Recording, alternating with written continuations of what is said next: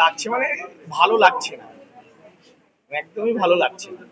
অসহায় মানুষগুলো এইভাবে পড়ে থাকে, যেখানে যে পৌরসভা এতদিন চালাতো, আজকে এখানকার বিধায়ক, প্রাক্তন বিধায়ক, চেয়ারম্যান, হালিশহর পৌরসভার চেয়ারম্যান, আপনারা বলুন তাদের কোন ঐশ্বর্যের ঘাটতি ছিল?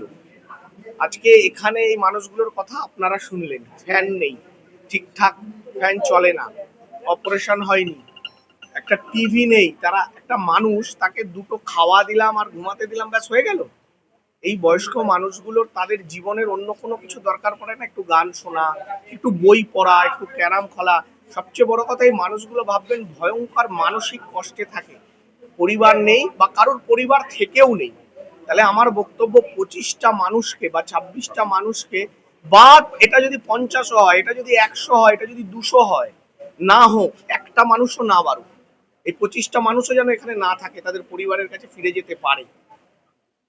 কিন্তু যদি বাড়ে, তাহলে আগের যে বিধায়ক ছিলেন বা যে পৌরসভার চেয়ারম্যান ছিলেন, তাদের কোন ঐশ্বর্যের ঘাটতি ছিল? চারতলা বিল্ডিং এ থাকতে, বড় বড় গাড়িতে ঘুরতে, তাদের আপনারা বলুন তো, খুব সাধারণ ভাবে, একদম সাধারণ কথা বলুন, শুধু ফর্মাল কথা না। এই 25টা লোককে দেখা খুব কঠিন ব্যাপার?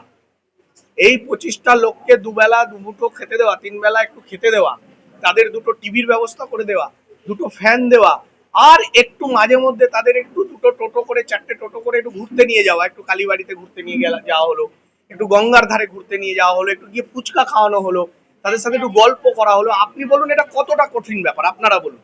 খুব কঠিন ব্যাপার। এর থেকে তো অনেক বড় বড় যোগ্য তারা করতো, বড় বড় রাজকীয় ব্যাপার। আর এই সাধারণ কথাগুলো তাদের মনে থাকতো না। আমি এখানে করার একটাই উদ্দেশ্য, এই মানুষগুলোর পাশে থাকা। একদিন নয়, সারা বছর, ঠিক যেভাবে রামধনু হেসেল চলে, আমরা রামধনু হেসেল থেকে এনাদের খাবার প্রোভাইড করব, যাতে এনাদের খাবার টাকাটা বাঁচে এবং সেটা এনাদেরই অন্য কোনো কাজে লাগে।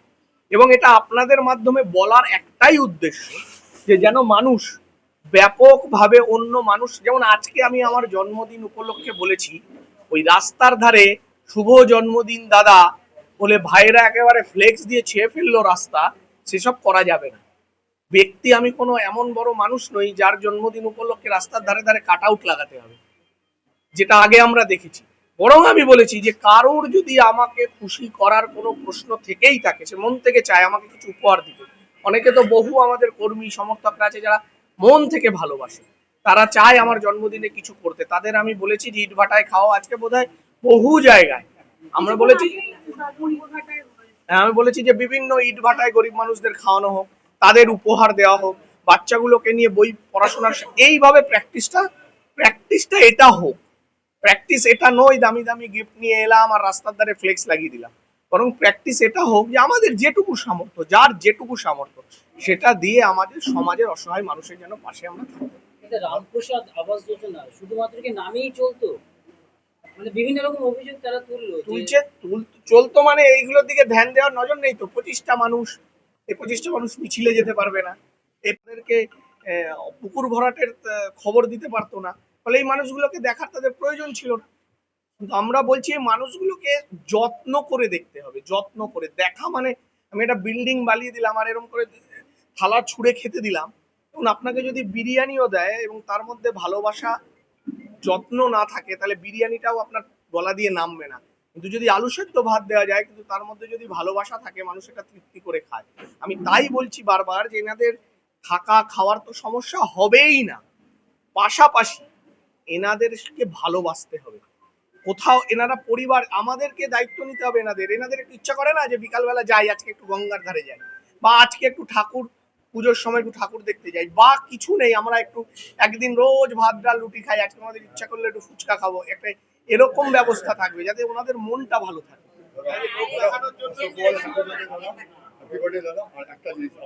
ফার্স্ট টাইম এনি বিধায়ক এন্টারটেইনমেন্টের ব্যাপারে বলবো, এর আগে জাস্ট বিধায়ক আসতো যারা পিতা কেটে ফেল চলে যেত, বাট ইন দ্য হিস্ট্রি ওই তো বলছি যে মন ভালো রাখার দায়িত্ব সবাইকে নিতে হবে, মনটাকে ভালো রাখতে হবে। ওই যে উনি বললেন, দেখুন থাকা খাওয়া তো জেলখানাতেও পাওয়া যায়, জেলখানাতেও থাকতে দেয়, পাখা থাকে, খেতে দেয়, কিন্তু জেলখানা কি মানুষের কাছে ভালো জায়গা? তাহলে জেলখানার মতো নয়, ওনাদেরকে এটা বোঝাতে হবে, ওনারা যেন এটা অনুভব করেন যে উনি ওনার এক, মানে হয়তো পরিবার থেকেও ওনাদের নেই, ছেলে দেখে না কাউকে, পরিবারের, আমি ওনাদের ফিল করাতে যাই যে আমি আছি।